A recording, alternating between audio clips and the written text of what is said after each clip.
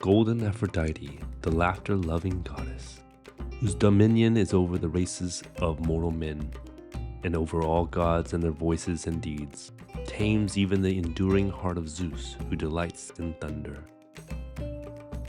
Only three hearts she cannot bend or break: Athena, gray-eyed, lover of war and wisdom; Artemis of the wild, the archer of the hunt; and Hestia, shining fire, firstborn among the gods. And here's another passage from the hymn where Aphrodite seduces Anchises. And he, beholding her, wondered at her form and beauty, for he thought she was one of the immortal goddesses. So he spoke, "Lady, whoever you are, from the blessed ones or mortal maidens, never before have I seen such beauty." And welcome to Inkology. My name is Josh, and today we're going to be drawing and inking Aphrodite, the goddess of fertility, love, and so many other things. As I teach and talk about the lore of her, we're going to explore all the different facets that she has to give and her connections to other traditions and religions and mythology. And if you're new to the channel, please don't forget to hit that like and subscribe button. That'll help me create more gods and goddesses each week. Now, though Aphrodite is the goddess of love, beauty, and pleasure and desire, she's not your typical love goddess. In one of the oldest versions of her myth from Hesiod's Theogony, she was born from a mother and a father. She was born from violence. The story goes like this. When the Titan Kronos cut off the member of his father Uranus with a sharp sickle, ouch, he cast that immortal member into the sea, where it floated amid white foam and, the ocean. And inside that member, Aphrodite grew and was then washed up into Paphos of Cyprus. There, you can actually find sanctuaries dedicated to her on many of these islands, which suggests that it came from West Asian goddesses who may have been brought to Greece by sea traders. Now, Homer, different vibe, says that she was the daughter of Zeus and a goddess named Dione. And honestly, both versions coexisted in Greek culture, but why? Well, one is Aphrodite Orania, heavenly love, and the other is Aphrodite Pandemos, common, earthy, raw desire. One's about soul connection, the other, passion that burns so hot it blinds you. Guess what? The Greeks worship both. Unlike her Roman counterpart Venus, with whom she identified with, Aphrodite was not only the goddess of love, but also of affection that helps out and keeps social life. Her name is uncertain, but they believe it comes from the word foam. Once Aphrodite arrived, the ancient Greeks married her in their mythology to the crippled smith god Hephaestus, but Aphrodite was not content to be a faithful wife, and she bore children by several other gods, including Dionysus and Ares and a couple other people. Hephaestus eventually found out about Aphrodite's passion for the war god Ares, and wasn't too happy about that. The smith god made a mesh of gold and then caught the lovers in bed together. He called the other gods from Mount Olympus and showed them what was happening. But they only laughed at his shame, and Poseidon, the god of the ocean and the sea, persuaded Hephaestus to let go of Aphrodite and Ares. Though Aphrodite had many love interests with gods and these great characters of mythology, she also had a great love interest for the handsome, youthful Adonis, another West Asian deity, who was eventually killed by a wild boar. But Adonis became the object of admiration for both Persephone and Aphrodite. Oh, and Persephone is the queen of the dead, if you didn't know. Now, Zeus eventually ended this quarrel by commanding Adonis to dwell by himself a third of the year, and the other third part he was going to be with Persephone, and the other third part with Aphrodite. And we are to believe that the ancient Greeks accommodated for this West Asian mother goddess and her husband who would, die and come back for these moments.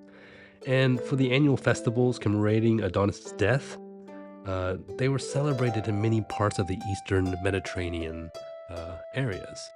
And before we move on from the mortal hunter Adonis and her love for him, when he was tragically killed, out of his blood she created the anemone flower, symbolizing love that dies and comes back in cycles. Now, in this drawing, you'll see that I have glittered her outfit and even her crown with this flower.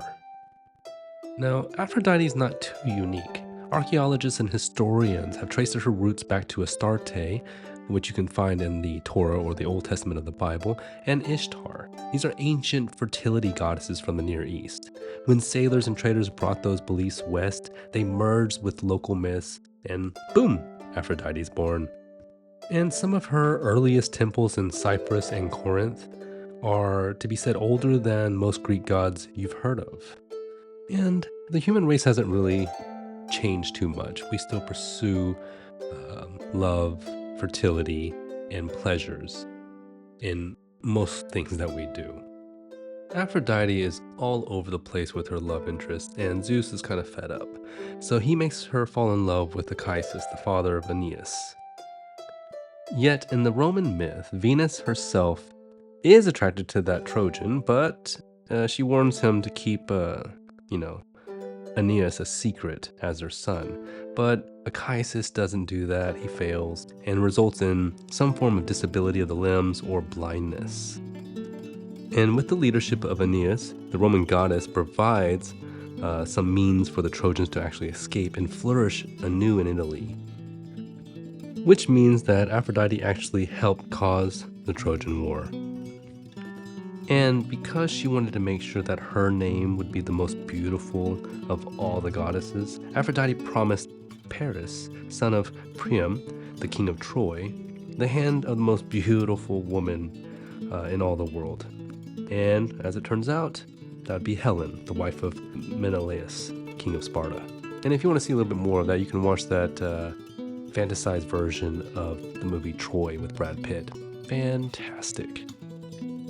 And though Aphrodite was worshipped as the goddess of beauty, seafaring, and even war, her major festival, the Aphrodisia, included the temple purification, dove sacrifices, and processional rites in Corinth and Attica.